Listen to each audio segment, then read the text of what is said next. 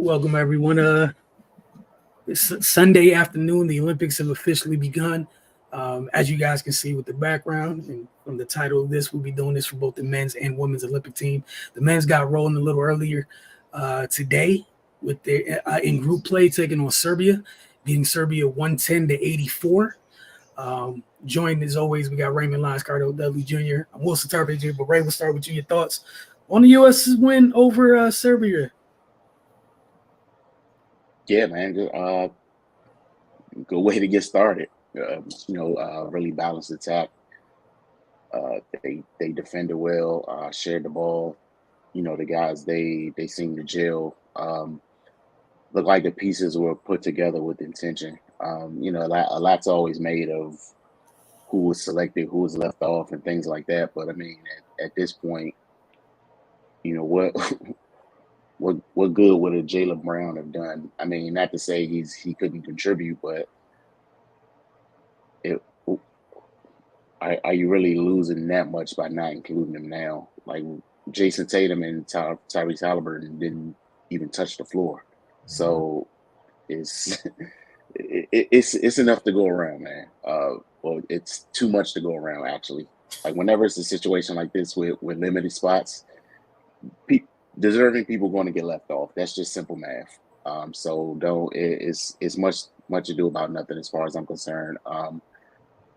I just want to focus on the guys that are here and how they're playing and how they're connecting and playing off each other.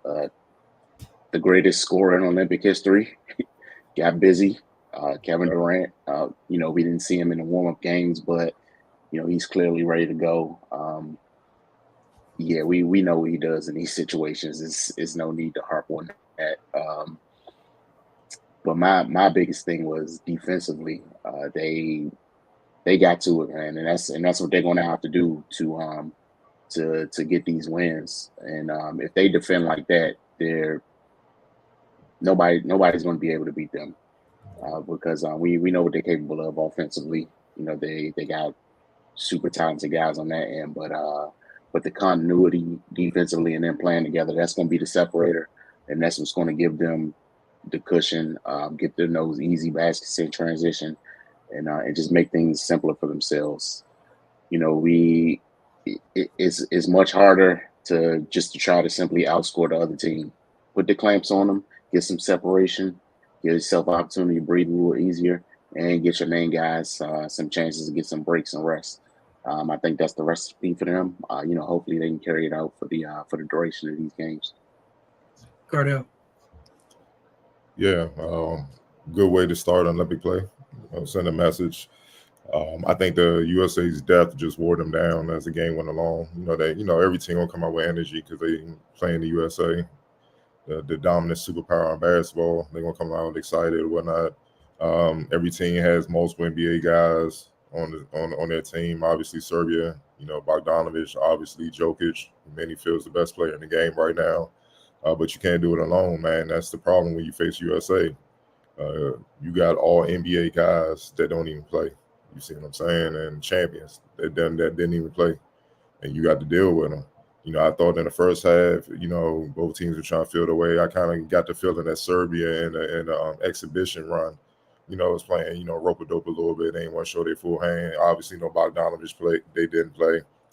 But after that, when Kevin stepped in the game, that's the nuclear weapon no one can match. That's the nuclear weapon no one can match, man, because he center size, or at least height-wise, center height with guard skills can murder you from all three levels. And in an Olympic competition, if you can get back in defense and get on the half court, he's the one guy for the USA that can get his at any time. You know what I'm saying? LeBron's a freight trainer in transition. Obviously, he's an elite playmaker or whatnot. But if you need to go to basket, where spotting up, on the move, one-on-one, mid-range, three-point, post up on a low block, getting to the basket, free throw line, however way you want it. That's Kevin. And he's fresh. You know what I'm saying? Because he ain't played the exhibition thing. He was chilling. So now, you just saw what he brings. He what did he start 7-7? And he kind of blew the game wide open. You could just see Serbia slowly deflating. Even when they were close, they couldn't really get to seize the momentum because he would come back and hit a three, or the ball would move and Ant would hit a three or something like that. And then you just kind of got the feel in the first half. It's just a matter of time, and it was just a matter of time. Second half, they clamped down even more. They're in rhythm now, and then Serbia didn't really have much. And that's the problem with trying to beat the USA team. You know what I'm saying? It's just you may be strong up front to match their front court, but you don't have the depth or the talent in your backcourt, or it could be reversed. You got the backcourt talent and depth, but in the front court you thin. And that's where they have an advantage over everybody. They're gonna wear you down. So you have to play efficient, just no mistakes allowed type basketball to have a hope of beating them.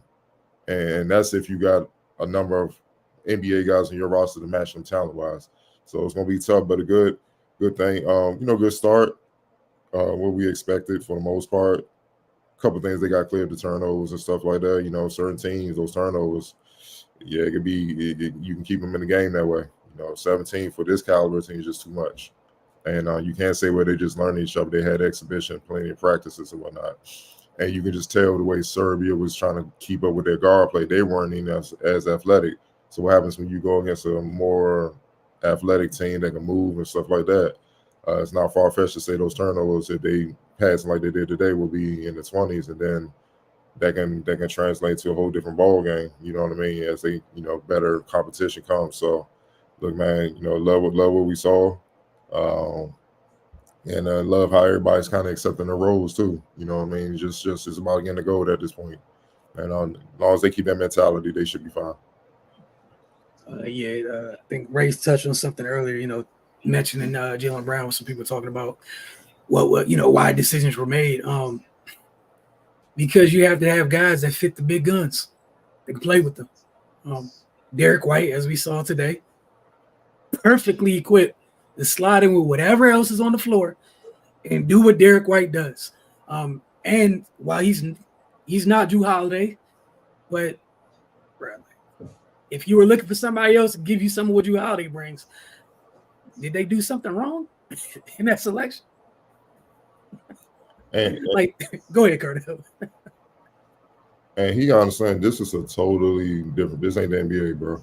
You just making it impossible for you to get back on anything USA related, no matter how good you play. They gonna make you pay, bro. It's better just to be quiet and just keep it moving. Because crying, and this is what I mean by the ego and all that. I'm not afraid of you, Nike, and all that. Like, bro, sometimes you could be the biggest dog in the world, bro. But if it's 10 dudes around you with guns and knives, live to fight another day. You're not gonna win that. Just remember them, and if you catch them slipping, then if you feel the need, you get them back. Right now, you fighting the losing battle, and you just ruining it things for yourself. And what is it for, really? Ego and pride. What's done is done. They're not gonna cut somebody right now and be like, "Hey, come on," because you crying. It's like, all right, cool. Use it as motivation and fuel when the season comes, and everybody on that team, I'm gonna get it all y'all. So people can talk why I should have been on that team, and I'm gonna leave it alone. And then maybe the next go around, you'll have your chance. But the way he's going about it, it's not gonna turn out well. He'll never get on. It's totally the wrong way to go about it. And you guys already mentioned, talk about Halliburton and Tatum not playing in this one. I think they did like a pregame interview on the broadcast talking to Steve Kerr. Like one of the differences with Olympic play, like this lineup, whatever happens, is going to be per game, y'all, depending on what's going on, the ebbs and flows. So, Tatum Halliburton got to stay ready for if and when that time's come that they're caught on. You need to come out and do what you need to do. Also, that second lineup, that like Cardell, you talk about the depth. It's absurd and unfair, that second group. Like, let's be honest, all right? Yeah. That second group gives you, like, defensively and offensively, that second group has no issues. So there's Derek White and Kevin Ant and Bam. So the dude at the 3 is taller than the 4 and the 5 while you running around switching stuff. And credit to Kerr, because I know everybody loves to talk about Kerr and the stuff that he does. I thought it was great when he chose to employ Kevin in that group to close quarters because it was huge. You brought in your best options defensively in the front court, which your nuclear weapon offensively, Ant's Ant, And Derek White out there just happily doing Derek White stuff, not getting in nobody's way while they're destroying things. And they closed the half strong. They closed the first quarter strong like that. They closed the half strong. And then credit them, they came back out, and I thought they were way better defensively in the second half than they were in the first. And of course, you know, things would be expected. They're going to continue to get comfortable and play with used to playing with each other. And even the other thing, like in the first group, commend Devin Booker for the role. Carter, you talk about people embracing their roles. The role that he has when he's on Team USA. I know last time and even this time go around, guard your man, knock down open shots. It is what it is. You got to be like book for the Suns is book for the Suns. Here, guard your man at all times. Be ready to knock down an open shot and keep the ball moving. But yeah, it was a good first win.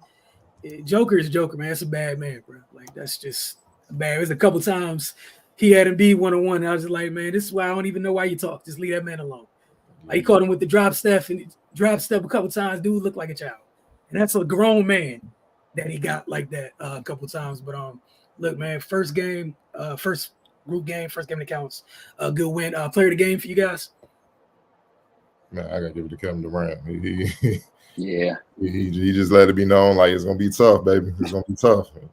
But try hard. It's gonna be tough. Try hard though. Do y'all best. Yeah. Hey, look, I have no argument. Try hard, it's gonna be tough. It's crazy. 8 in the first half. I think him and Bron didn't miss. Yeah. Like again, for some of the people clamoring why some folks were on the bench, you want to take the two dudes out that didn't miss? Is this what we're clamoring for? Like, y'all gotta relax. X Factor. I gotta get over LeBron. 21, 9 and 8. In this type of level, you can shoot. You can play anywhere, play off our positions, honestly. So that's what I'm saying, man. He basically just having fun because all he gotta do is just get downhill. He don't got really creating nothing. Like, let me just bully out, and they backpedaling, moving out the way and all that stuff. Like, yeah, man. Like, it's physical, but that physicality is something he's equipped to handle compared to some of his teammates and stuff like that. So, hey, man, you gonna have to figure out something. Ray, no arguments for X Factor. I didn't have any. Nah. Yeah, and also, like, even for him, he's about getting downhill. They got so much other stuff going on in that starting lineup. Obviously, with Steph and his gravity, like, there was a couple times we saw Drew Holiday end up naked underneath the basket because folks was pressed like, oh my gosh, where's Steph going? Two people ran with Steph. Drew just there chilling, like you said. LeBron's is a playground right now for him, running around with the space he has on the floor where all he wants to do is facilitate and get downhill. But no, they got another game. The next one is Wednesday. Then I think the one after that is on Saturday for the men's, I believe. And then we'll be talking with you guys tomorrow after the women's first game. So appreciate you guys tuning in. We'll check in with y'all a little bit later tomorrow.